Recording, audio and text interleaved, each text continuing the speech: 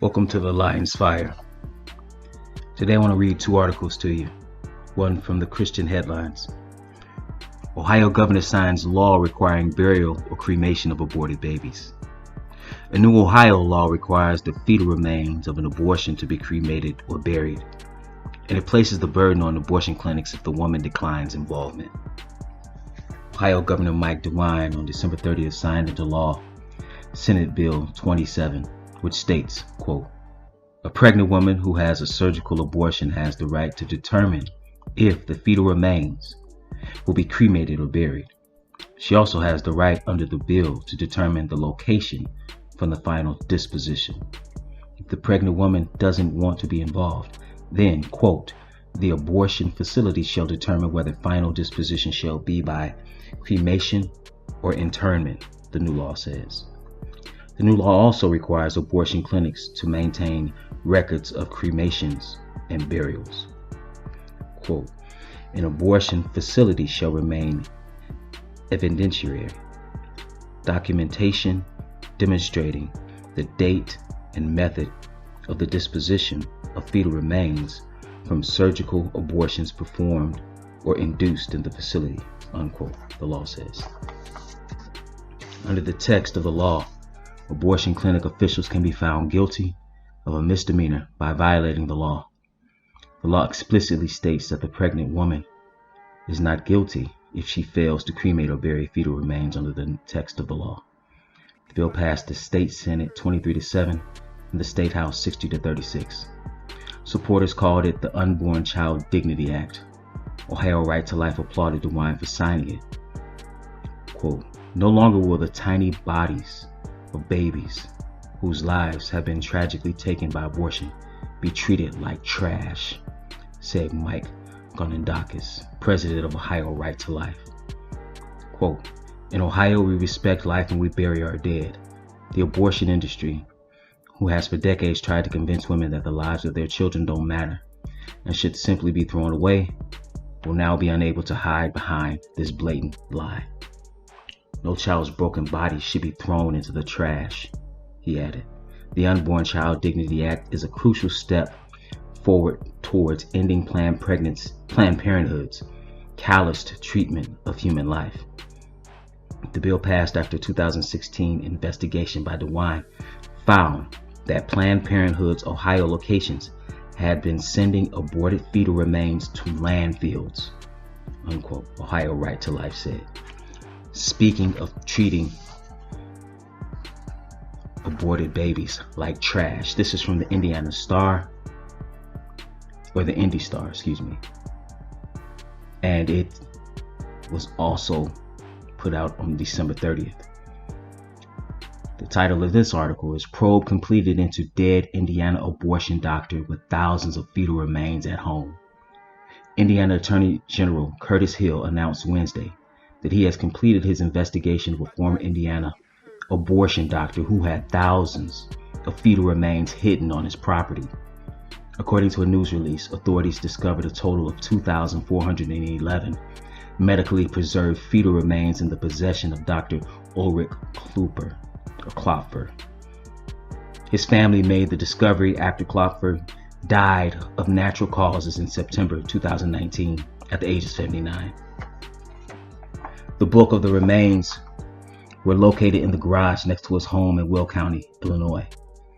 Local law enforcement went to the home and initially found 2,246 remains, along with thousands of health records from Klopfer's medical practice, according to the investigation report completed by Hill's office.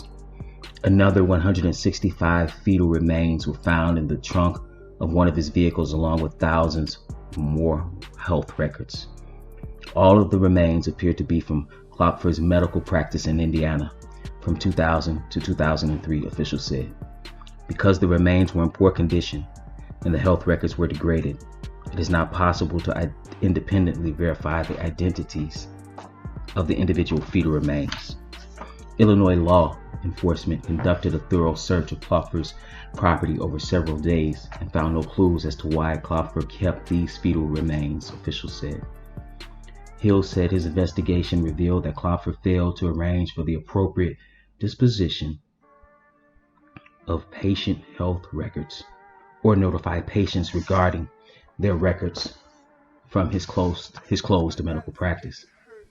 The investigation also revealed that Klopfer failed to properly dispose of the fetal remains as required by Indiana law. Authorities believe Klopfer acted alone because he is dead. Hill did not recommend any criminal charges or licensing actions in this case. This horrific ordeal is exactly why we need strong laws to ensure the dignified disposition of fetal remains. I was humbled to provide these precious babies a proper burial in South Bend, unquote, Hill said in a statement.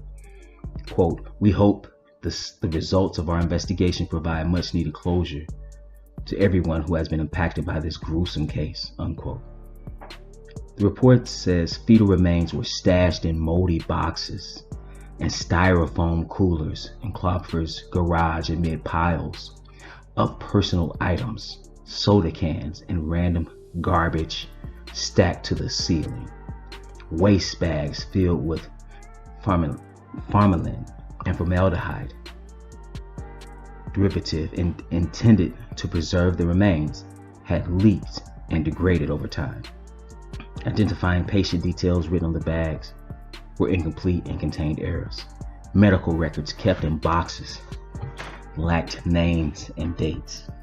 Klopfer was licensed by the state of Indiana in 1979 and performed tens of thousands of abortions over the course of more than 3 decades, officials said.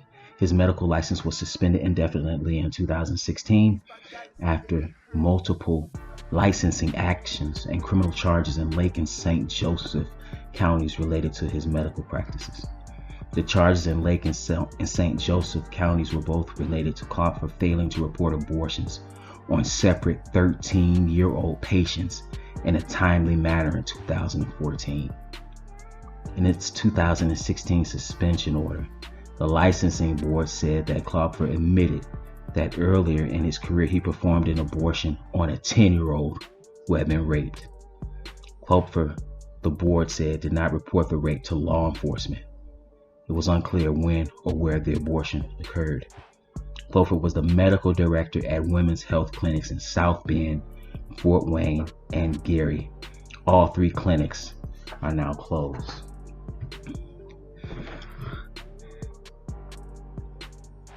A nation is fallen so low as the United States to, again, as I stated in the previous message that I brought, kill 60 million babies, to the point where it's a big deal if a governor says that you at least need to bury or cremate the dead, and you can't throw them away like trash. This insidious doctor is not the first to do this. This is a common practice when it comes to abortion.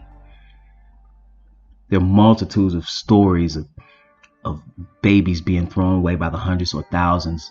Their remains just being tossed literally in the garbage. And that's how they were treated. This is a country that does not respect life. And it is reminiscent of ancient times. In those times where the Ammonites and even the Israelites of the Bible became involved in the worship of the false god Molech. This heathen deity of the Ammonites was worshipped with orgies and the sacrificing of children on the altar. Today, our children, our babies, our progeny are being sacrificed on the altar of convenience. I say convenience because that is the number one reason why babies are being aborted. Not because of rape, not because of incest, but because a baby is inconvenient. And it speaks to the wickedness that is rampant in this country. What is a child? Well, Psalms 127 and verse 3 reads, "Lo, children are an heritage of the Lord, and the fruit of the womb is his reward. As arrows are in the hand of a mighty man, so are children of the youth. Happy is the man that hath his quiver full of them.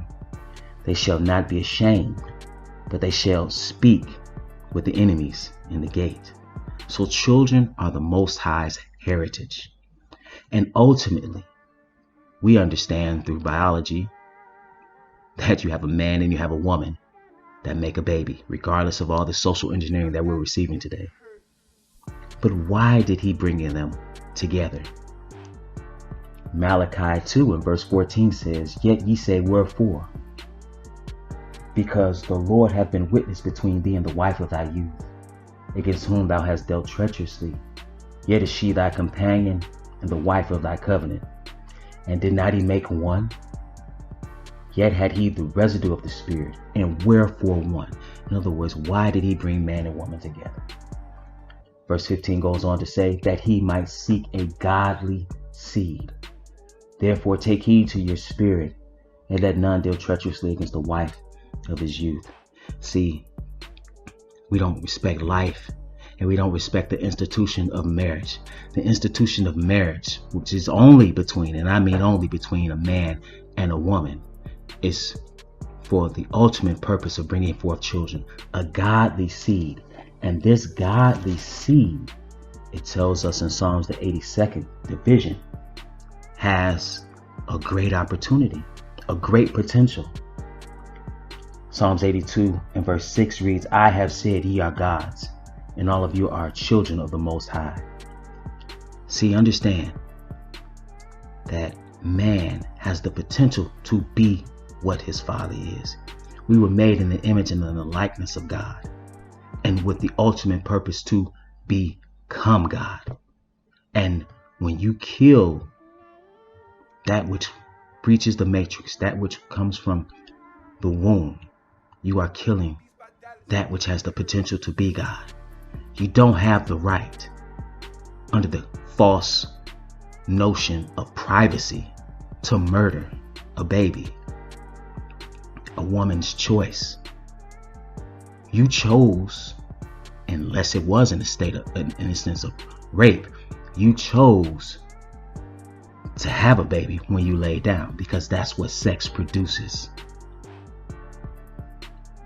Sex brings forth children. Bottom line, when you decide to have sex, that is always a potential. Even in those who were deemed to be barren, there's always the potential to have children. So the choice was made when you lay down. But because so often you have people coming together who are not within the institution of marriage, and therefore a baby becomes inconvenient.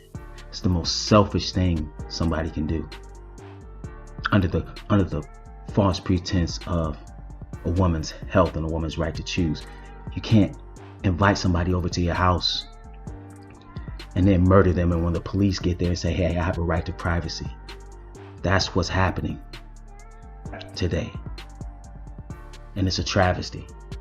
You don't have the right, and the Bible tells you you don't have the right to take a life, because the life in the baby, or the baby's life rather, has just as much a right to live as you do.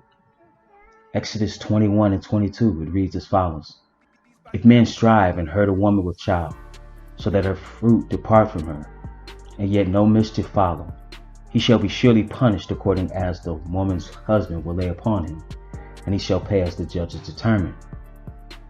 So we see in Torah that if men caused a woman to go into premature labor, and the child was born and was not injured, because of that premature labor, that man would be fined.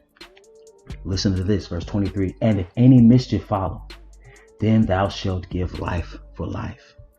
In other words, if the baby died, that man would die, showing the sanctity of life even in the womb. So you should remember that when you see articles like this on the back pages of newspapers, when you see them not really covered, when people are talking about violence and killing, gang violence, which is all bad, while they kill their children by the thousands and nobody says anything. It's done in silence. That's the lion's fire.